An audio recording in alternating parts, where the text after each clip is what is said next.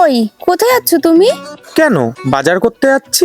তোমায় বাজার আনতে যেতে হবে না, তুমি বাজারে গেলে গাদা গাদা সবজি নিয়ে আসো। আমায় 100টা টাকা দাও, দেখো আমি কত বাজার নিয়ে আসি। ঠিক আছে, দিচ্ছি।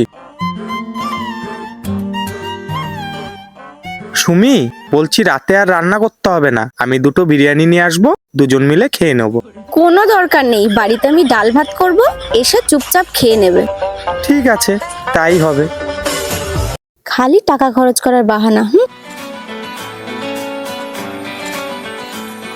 সুমি, আমার ওই বন্ধুটা প্রীতম, ওর বিয়ে নেমন্তন্ন করেছে, যেতে হবে কিন্তু। তোমার বন্ধুর বিয়ে বলে কথা, না গেলে হয়? অবশ্যই যাব।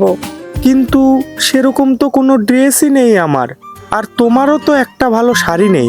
চলো মার্কেট থেকে আজকে তোমার জন্য একটা ভালো শাড়ি আর আমার জন্য একটা ড্রেস নিয়ে আসি। না না, ওসবের কোনো দরকার নেই, আমার আলমারিতে অনেক শাড়ি আছে, ওখান থেকেই আমি একটা বেছে পরে নেব।